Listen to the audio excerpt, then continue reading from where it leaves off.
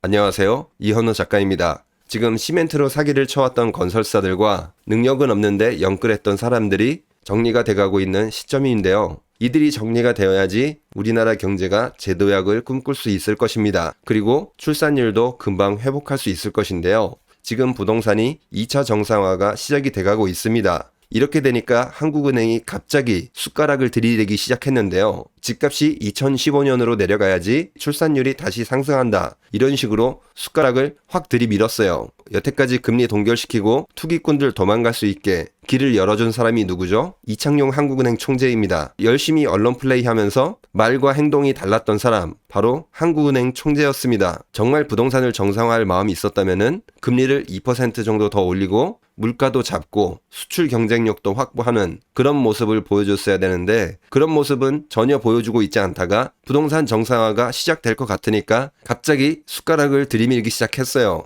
참으로 지식인으로서 아름다운 모습입니다. 사람들도 다 알 거예요. 한국은행이 지금 와서 갑자기 왜 태도가 변했는지, 한국은행조차도 부동산이 확실히 기울었구나, 이거를 판단한 것 같아요. 그렇기 때문에 숟가락을 가장 먼저 들이미는 거잖아요. 아무튼 그렇기 때문에 부동산 시장이 2차 정상화가 앞으로 얼마나 강하게 진행이 될 것인지 이런 것을 좀 알아보도록 하겠습니다. 그리고 또 보고서가 나왔으니까 같이 살펴보도록 하겠습니다. 2차 부동산 정상화 시작이 된 게 확실한 게 서울 아파트 거래량이 확실히 꺾인 모습이 보입니다. 2023년 10월에 거래량을 보시면은 2,300건 정도가 등록이 됐어요. 원래 한 3,800 정도 올라갔는데 지금 꽤 많이 빠졌죠. 조금 거짓말 보태면은 반토막이 났다고 표현할 수 있습니다. 물론 10월 자료는 조금 더 시간이 지나 봐야 되지만 10월 같은 경우에는 대출 중단 사태가 있었잖아요. 특례보금자리론 이제 끝났고 DSR 도입하겠다 이런 이야기 하면서 대출을 많이 안 해줬기 때문에 거래량이 그만큼 감소를 했다는 거예요. 물론 내년에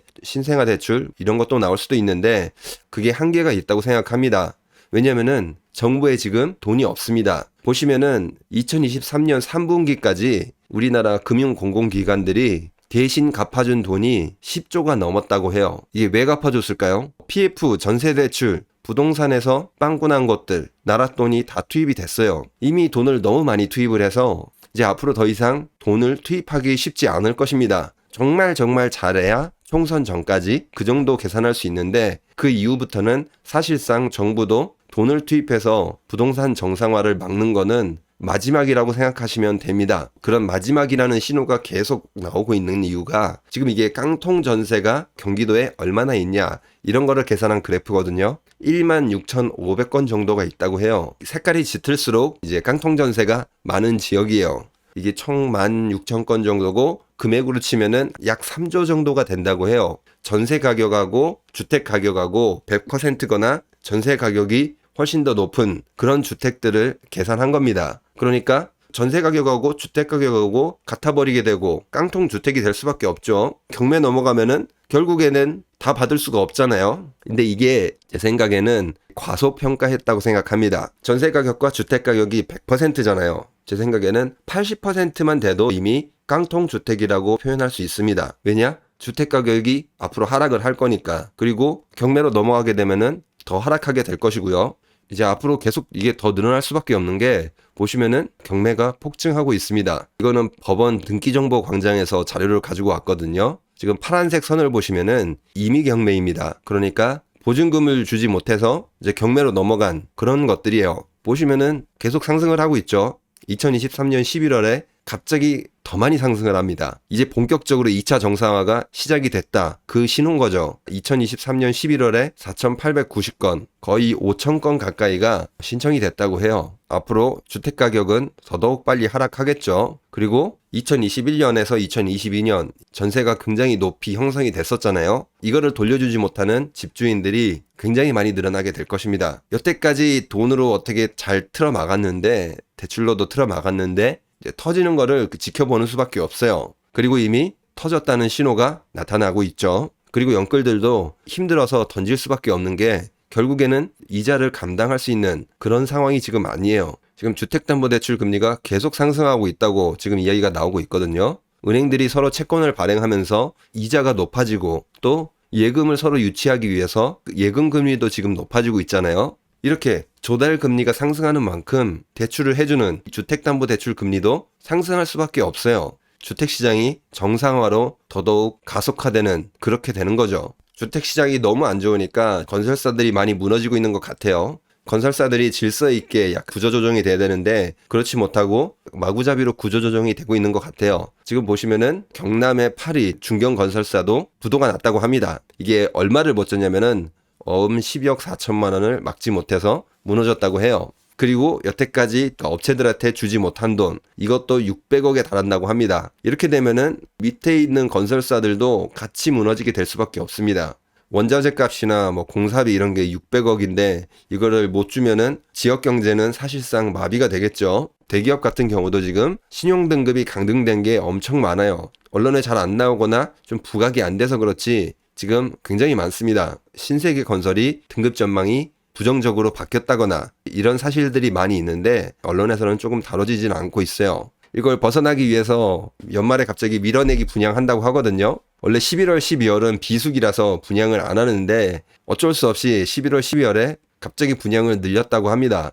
주택 경기가 좋아지겠지 이런 식으로 계속 미뤄왔던 그 물량들을 다 털어내려고 하고 있는데요. 이제 건설사들이 이거라도 해가지고 살아보려고 하고 있는데 지금 경기가 워낙 안 좋은 만큼 잘 안 될 것으로 보입니다. 지금 이제 세금으로 때우는 것도 거의 한계가 왔기 때문에 부동산 정상화가 빠르게 진행될 예정입니다. 그럼 이제 한국은행에서 뭐라고 했는지 간단히 살펴보도록 하겠습니다. 이게 사람들한테 설문조사 이런 걸 비슷한 게 한 것 같아요. 결혼하는데 뭐가 가장 부담입니까? 이런 걸 봤을 때 주거비, 그러니까 부동산이 가장 부담스럽다 이렇게 대답했다고 하더라고요. 교육비, 의료비 이런 것보다 훨씬 더 좀 많다. 통계가 나왔다고 해요. 다 아는 사실이죠. 주거비가 비싸면은 희망 자녀 수도 조금 적었다. 그런 조사도 나왔고요. 그러니까 뭐가 문제라는 거예요? 주택 가격이 지금 청년들이 감당할 수 없을 정도로 너무 비싸다는 거예요. 보시면은 또 출산율 같은 경우도 전세 가격이 높으면 높을수록 출산율이 낮았다고 합니다. 서울 같은 경우가 출산율이 가장 낮았어요. 다 아는 사실인데 한국은행이 통계로 확실하게 이야기를 해준 거죠. 그러면 이렇게 계속 주택가격 부담으로 청년들이 결혼하지 못하고 아이를 낳지 못하면 어떻게 될 것이냐 이런 거를 봤을 때 출산을 안 해서 고령화가 빠르게 진행이 될 것이다. 이런 식으로 이야기가 나왔어요. 우리나라 고령화의 가장 큰 원인은 저출산이라고 합니다. 기대 수명이 연장된 것보다 출산율이 너무 낮아서 고령화가 더 빨리 진행되는 게 그 원인이 훨씬 더 크다고 합니다. 그러니까 이 모든 문제를 해결하기 위해서는 부동산 가격을 정상화하면 됩니다. 이런 보고서를 2023년이 끝나가는 시점에서 이렇게 내놨습니다.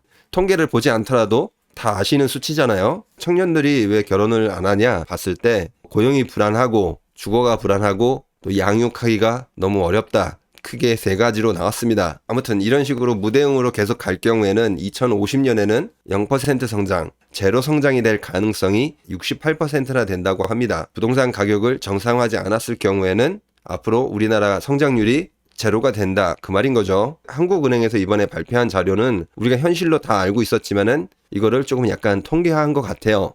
한국은행이 늦었지만 그래도 이런 이야기를 했다는 거는 좀 다행이고 그래도 숟가락을 정말 얹고 싶다면은 지금이라도 금리를 올리는 게 답인 것 같습니다. 지금 보면은 나라가 먼저 망할지 부동산이 먼저 망할지 서로 치킨 게임을 하고 있는 그런 느낌인데 제 생각에는 부동산이 먼저 정상화 될 것 같아요. 그러면 오늘 영상은 여기서 마치도록 하겠습니다. 구독과 좋아요, 알람 설정, 그리고 응원의 댓글은 영상을 만드는데 많은 힘이 됩니다. 감사합니다.